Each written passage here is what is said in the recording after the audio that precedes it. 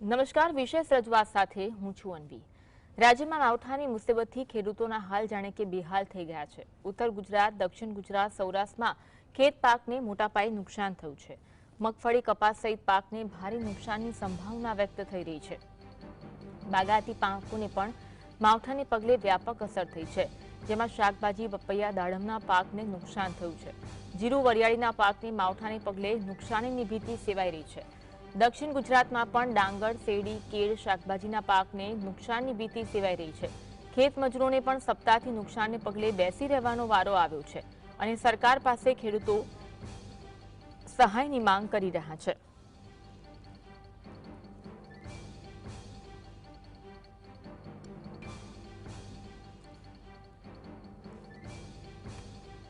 ગુજરાતમાં માવઠાના કારણે 10 લાખ હેક્ટર જમીનમાં પાકને નુકસાન પહોંચ્યું છે। શેરડી, સોયાબીન, તુવેર, મગફળી, બાગાયતી પાકને નુકસાન। ખેડૂતો આર્થિક રીતે બેહાલ થયા છે। પરિસ્થિતિને જોતા ખેડૂતોને ચોધાર આંસુએ રડવાનો વારો આવ્યો છે। ત્યારે પહેલા તો કુદરત રૂઠી, હવે સરકારે પણ જાણે મોં ફેરવ્યું છે, કારણ કે છેલ્લી ઘડીએ ટેકાના ભાવે મગફળી ખરીદી નહીં કરવા નક્કી કર્યું છે, જેથી ખેડૂતોની ચિંતામાં વધારો થયો। એટલું નહીં, કમોસમી વરસાદ વરસી રહ્યો છે, ત્યારે ભેજયુક્ત માહોલમાં મગફળીને સાચવવી ક્યાં, એ મોટો સવાલ ઉપસ્થિત થયો છે। ખેડૂતોને જાણે મુસીબત જ ઓછી થતી નથી, કારણ કે એક તરફ સતત કમોસમી વરસાદ વરસી રહ્યો છે, ખેતરોમાં 3 ફૂટ સુધી વરસાદી પાણી ભરાયા છે। પાક પલળી જતા ખેડૂતોને આર્થિક નુકસાન વહોરવું પડે છે। રાજ્ય કૃષિ વિભાગે મોટા ઉપાડે 1 નવેમ્બરથી મગફળી ખરીદવા જાહેરાત કરી હતી। ખેડૂતોએ મગફળીનો જથ્થો તૈયાર કર્યો હતો, વાહન વ્યવસ્થા ગોઠવી ટેકાના ભાવે મગફળી વેચવા તૈયારીઓ આદરી હતી। ઘણા કિસ્સામાં મોંઘા બિયારણ, જંતુનાશક દવા સહિત ખાતર, ખેત મજૂરીના બાકી પૈસા ચૂકવવા માટે ખેડૂતો મજબૂરીવશ થઈને ઓછા ભાવે પણ મગફળી સહિત અન્ય ખેત પેદાશો વેચી દે છે।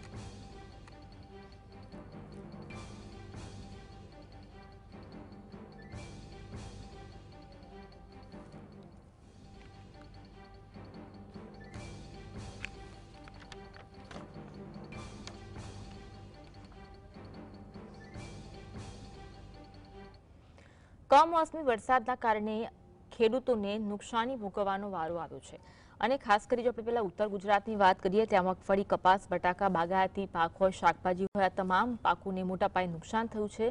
આ જ અંગે વાત કરીશું કે કેવું નુકસાન થયું છે અને સરકાર પાસે શું સહાયની માંગ કરી રહ્યા છે। આપણી સાથે દોલાભાઈ ખાગર જોડાયા છે, જેઓ ખેડૂત આગેવાન છે ઉત્તર ગુજરાતથી। આપનું સ્વાગત છે દોલાભાઈ। દોલાભાઈ, હાલ ખેડૂતોની કેવી પરિસ્થિતિ જોવા મળી રહી છે? જો વાત કરીએ ખેડૂતોની, તો અત્યારે પરિસ્થિતિની તો બહુ ભયંકર પરિસ્થિતિ છે, કારણ કે આપે બી જોયું છે કે ઉત્તર ગુજરાતની અંદર ને સમગ્ર ગુજરાતની અંદર જ્યારે માવઠાએ આવી પરિસ્થિતિમાં સર્જાણે, આ સમયગાળો એ વરસાદની કોઈ મોસમ ના હોય એટલે તો એને માવઠો કહી શકાય છે। અને ક્યાંક પડે છે કદાચ 1 ઇંચ, 1.5 ઇંચ તો વરસાદ આપણે આગે બી માવઠા જોતા હતા, પરંતુ 5 ઇંચ, 10 ઇંચ, 12 ઇંચ જયારે વરસાદ પડે છે ને બેન, ત્યારે ખેતરમાં કશું જ નથી રહેતું। આ લોકો કહે છે કે મગફળીમાં કેટલા ટકા નુકસાન છે, કપાસમાં કેટલા ટકા નુકસાન છે। બેન, આ એક એવી છે, દિવાસળી જેવી છે। આમાં નુકસાન થાય ને તો 100% નુકસાન થાય, ના થાય તો ક્યારે જે ફટાકડો ફૂટી ગયા પછી ફટાકડો એમને કહેવાય કે 5%, 10% ફૂટ્યું છે, એ બધું ફૂટી જ ગયું હોય છે। દિવાસળી સળગી ગઈ તો સળગી ગઈ, પછી કામ ના આવે, એ નવી જ જોઈએ। એ મગફળીની અંદર વાત કરવામાં આવે તો આ વખતે સૌથી વધારે કપાસનું આ સમયગાળામાં અને મગફળીનું વાવેતર કરવામાં હતું। હવે એ મગફળી બહાર કાઢવાનો સમય તો બહાર કાઢીથી એનું હાર્વેસ્ટિંગ થઈ ગયું હતું। હવે આ હાર્વેસ્ટિંગના સમયની અંદર જ્યારે કમોસમી વરસાદ જ્યારે વરસ્યો હોય, ત્યારે આ પરિસ્થિતિમાં જે દાણો હોય છે, દાણાની ડુંડાની અંદર એ મગફળીના જે ફોફો હોય છે એમાં આખું પાણી ઘૂસી ગયું, અને પાણી ઘૂસી ગયા અને ભેજ મળ્યો એટલે 2 દિવસની અંદર એ દાણો અંકુરિત થઈ ગયો। હવે અંકુરિત થયેલો દાણો જે હોય છે એ માર્કેટની અંદર કોઈ ના લે બેન, એને બહાર જ ફેંકવું પડે છે। કારણ કે કોઈ માન લો કોઈ તમે ક્યાં પણ સિંગ ખરીદવા જો કે કોઈ પણ ફેક્ટરી વાળો સિંગ ખરીદે તો કે અડધું ઉગેલું છે એમ કોઈ ખરીદે ના। કપાસની અંદર કેવું છે કે એક ધાગા હોય છે, જે આપણો કાપડ બને છે, તો એ ધાગા જયારે પલળી જાય છે ને ત્યારે એકબીજા ચોંટી જાય છે, એ ક્યારેય છૂટું પડી શકતું નથી। એટલે પેલું જે એનું શાઇનિંગ હોય છે, શાઇનિંગ બી જતી રહેશે। અને ખેતરમાં જયારે કપાસ એ વીણવા ઉપર આવેલો હોય છે ને, એના ઉપર વરસાદ 3-4 દિવસ સતત વરે ને આટલી 10-10, 12-12, 15-15 કે 5 ઇંચ વરસાદ વરે તો એ આખું જમીને ચોંટી જાય છે, જેની અંદર કોકરા જે છે એ કચરો જે ભળી ગયા પછી વીણવા જેવું રહેતું જ નથી। એટલે જો ટકાવારીમાં ગણીએ ને તો સમગ્ર ગુજરાતની અંદર એ કપાસ અને મગફળી 100% છે। એનો માન લો મગફળીની અંદર કદાચ ઘાસચારો થોડો ઘણો વધતો હતો, પણ એ ઘાસચારો પાથરા બેન તણાતા જોયા છે આપણે। દાણાના જોઈ દાણા તણાઈ જતા હોય, ક્યાંક આપણી દીકરીઓના ફોટા જે છે એ ક્યાંક એ લકડા વડે રોડે છે, ક્યાંક ખેતરના છેટે ક્યાંક પાળો હોય છે, પાણી ભરાતું હોય ત્યાં આગળ આપણે ફોફા તરતા જોયા છે। એ સિંગદાણા ક્યાંક, તો આવી પરિસ્થિતિની અંદર એ ઘાસચારો બેન નથી બચતો. એટલે નુકસાનીની જો વાત કરીએ તો સંપૂર્ણપણે નુકસાન છે. ક્યાંક બાગાયતી જે બગીચાઓ જે હતા, ક્યાંક પપૈયા હતા, ક્યાંક દાડમ હતા, ક્યાંક ચીકુ હતા, કે ઓલા જે શાકભાજીના ક્યાંક હતા, એ પણ બેન જો કમોસમી વરસાદના લીધે એ સંપૂર્ણપણે નાશ પામ્યા છે. બીજું ક્યાંક જે ખેતી હતી જ્યાં રાયડો થાય છે, ક્યાંક તમાકુ થાય છે, વરિયાળી થાય છે, મસાલા પાકો પણ થાય છે. રાયડાની અંદર સૌથી વધારે ઉત્તર ગુજરાતમાં રાયડાનું વાવેતર થાય છે. હવે રાયડામાંથી ક્યાંક વાવવાનું બાકી હતું તો ક્યાંક વાઈ દીધું હતું. હવે વાઈ ગયા પછી બેન એને શું, એકવાર તમે પાણી પાયા પછી એને 20 દિવસ સુધી પાણી ના આપવાનું હોય, એટલે એને કોરવણ રાખવી પડે છે. કોરવણ રાખવાથી એની અંદર જે દાણો અંકુરિત થતો હોય એને ક્યાંક ફૂગ ના લાગે, તેનાથી એમાં તડકો હોય છે, ભેજ સુકાઈ જતો હોય છે. પરંતુ વાયા પછી બીજા ત્રીજા દિવસે જયારે ઉગારાનો સમય થયો, એ ઉગારાના સમયની અંદર જ એ વરસાદ ભર્યો અને આખી જે ઓળ હતી, જે ખોડા જે હતા, કે જે બી છૂટું વાયેલું હતું, એના ઉપર સતત 5 દિવસ પાણી રહેવાના લીધે એ અંકુરિત થઈને ત્યાં બળી ગયું. એટલે એની અંદર એ ફૂગ થઈ ગઈ. એ સંપૂર્ણ વાવેતર થતું એ નિષ્ફળ થયું. ફરીથી હવે જ્યારે તડકો નીકળશે, પાણી વરાપશે, ત્યારે એ વાવેતર કરવું પડશે. પછી એમાં જો કાર્તિક પૂનમ પછી જો તમે રાયડાનું વાવેતર કરી જ ના શકો, કારણ કે આગળના સમયની અંદર જ્યારે તીડ હોય છે, જીવાતો હોય છે, અને મેલાનો સૌથી વધારે ઉપદ્રવ હોવાથી એ સૌથી પહેલા ઠંડીમાં એ કપાઈ જાય એના માટે કરીને સૌથી વહેલો વાવો. પણ એમાં પણ અત્યારે એ આ જે રાયડો છે, કાર્તિક પૂનમ પછી પાણી સિપાય એટલી રાહ જોઈ શકાય તેમ નથી. એટલે બેન આ સિઝન તો ફેલ થઈ, પરંતુ ચોમાસાની જે સિઝન હતી એ તો ફેલ થઈ. હવે શિયાળાની જે મેન ઋતુ કહેવાય છે, એની અંદર પણ ખેડૂતોને સૌથી વધારે નુકસાન છે. આ સરકારને નથી દેખાતું.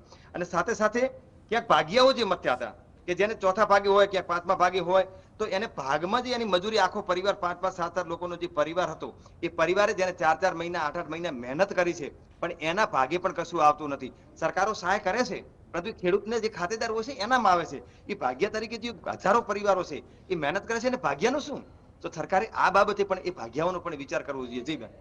જી બિલકુલ. આપણી સાથે દક્ષિણ ગુજરાતથી ખેડૂત સમાજના પ્રમુખ છે રમેશ પટેલ, તે પણ જોડાયા છે. રમેશભાઈ, આપનું પણ સ્વાગત છે જીએસટીવીમાં. રમેશભાઈ, આપણે ઉત્તર ગુજરાતના ખેડૂતોની પરિસ્થિતિ જાણી. અત્યારે તો રાજ્યભરના ખેડૂતોની પરિસ્થિતિ દયનીય છે, પણ ખાસ કરી દક્ષિણ ગુજરાતમાં કેવા હાલ જોવા મળી રહ્યા છે?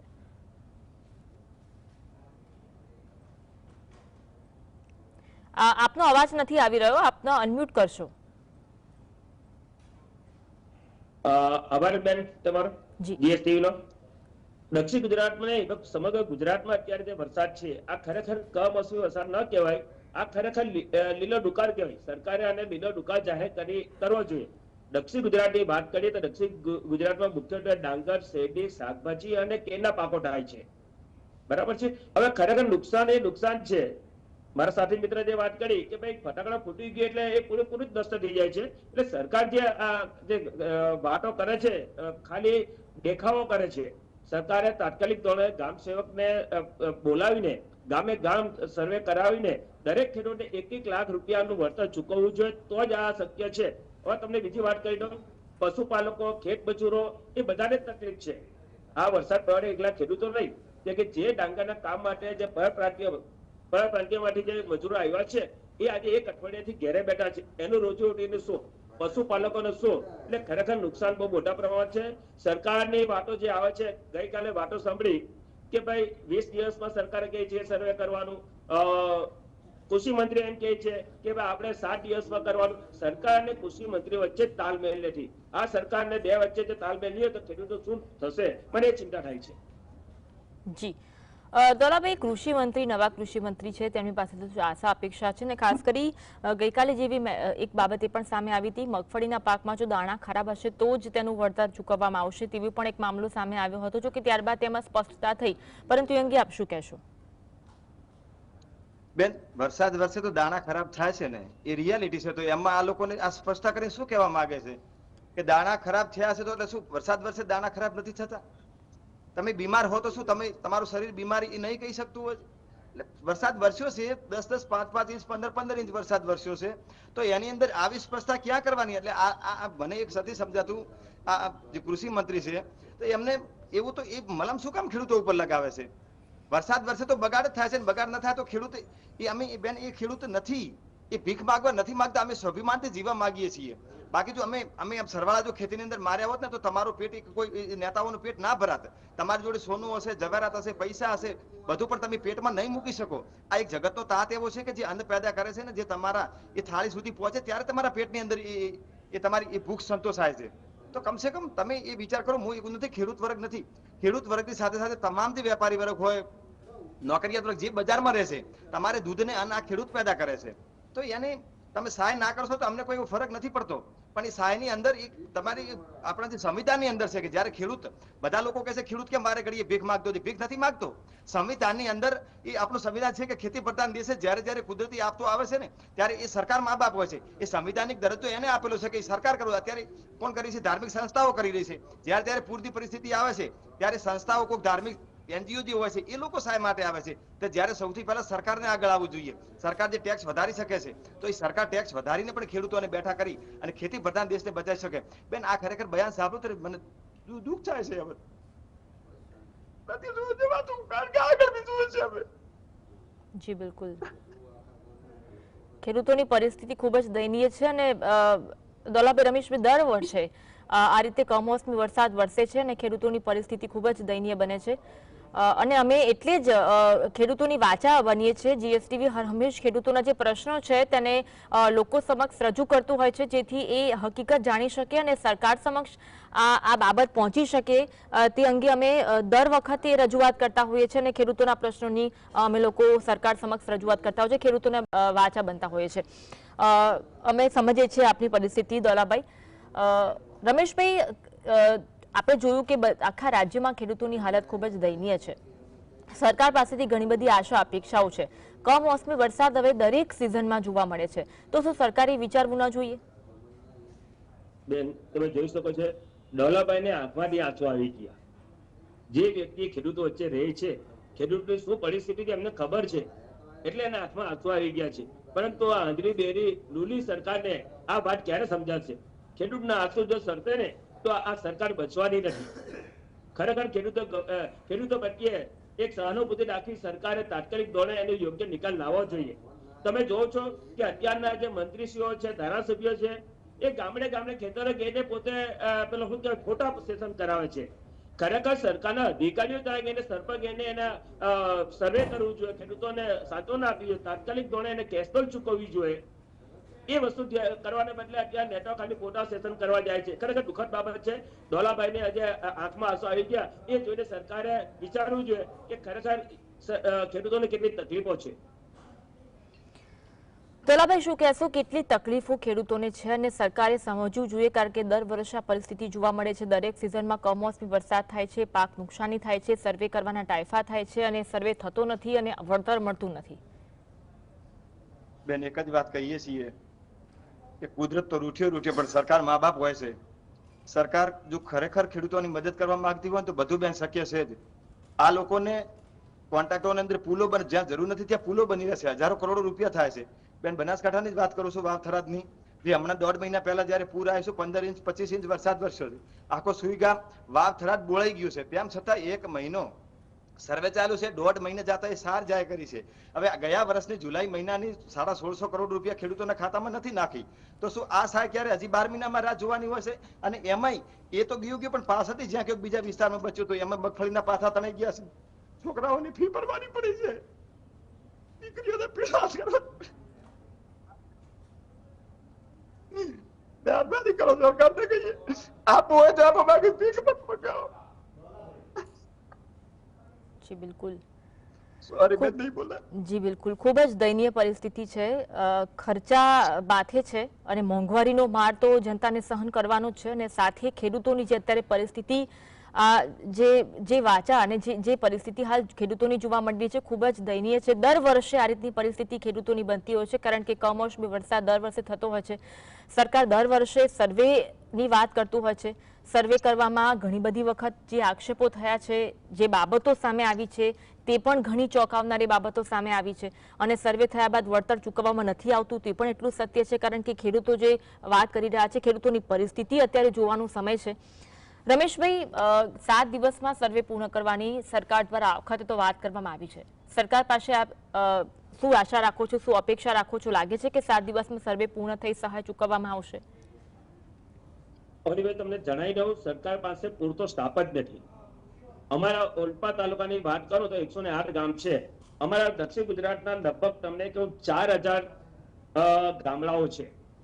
4000 ગામડામાં હું નથી માનતો કે 500 થી 1000 કર્મચારીઓ એની પાસે હશે. તલાટી બી 3-4 ગામ વચ્ચે એક હોય છે, ગ્રામ સેવક 3 થી 4 ગામ વચ્ચે એક હોય છે. એટલે આ સર્વે કરવો મુશ્કેલ છે. એટલે સરકારે પહેલા તો આ ફોટા સેશન બંધ કરવી જોઈએ અને તાત્કાલિક ધોરણે બીજા બી કર્મચારીને કામે લગાવીને તાત્કાલિક ધોરણે એનું સર્વે કરવું જોઈએ અને દરેક ખેડૂતને ઓછામાં ઓછું 1 લાખ રૂપિયા આશરે જેટલું વળતર તાત્કાલિક ધોરણે ચૂકવવું જોઈએ. તો જ આવનારો રવિ સિઝનમાં એ પોતાનો ખેતીનો પાક કઈક પકવી શકશે. એ તો ખેડૂતો પાયબાન થઈ જશે. દક્ષિણ ગુજરાતની વાત કરું, છેલ્લા 3 વર્ષથી સતત કમોસમી વરસાદના કારણે નુકસાન થતું આવેલું છે. પરંતુ એક બી વખત દક્ષિણ ગુજરાતમાં ભાગ્યે તાલુકા હોય છે જેના વળતર મળે, કોઈ પણ જાતનું વળતર મળતું નહીં. સરકાર જાહેરાત કરે છે પણ વળતર નામે બિંદુ. અત્યારે જે સરકારે જાહેરાત કરી છે એટલે ખેડૂતોને લાઈનમાં લગાવી દીધા, ફોટા પાડો, આ કરો, પેલું કરો. એટલે સરકારે વળતર ચૂકવવાની જગ્યાએ ખેડૂતોને ગેરમાર્ગે દોડી અને ખેડૂતો સાથે પૂરું મજાક કરવામાં આવે છે. એટલે આપના માધ્યમથી સરકારને કહેવા માંગુ છું કે ભાઈ સરકાર ખેડૂતો સાથે મજાક નહીં કરે. ખરેખર વળતર ચૂકવવાના હોય તો તાત્કાલિક ધોરણે ગામ સેવકને ગામ પર બોલાવીને તાત્કાલિક ધોરણે સર્વે કરાવી અને તાત્કાલિક ધોરણે ચૂકવો તો જ ખેડૂત કંઈક ઉભો થશે. એ તો ખેડૂતો મરવાનો વારો આવશે.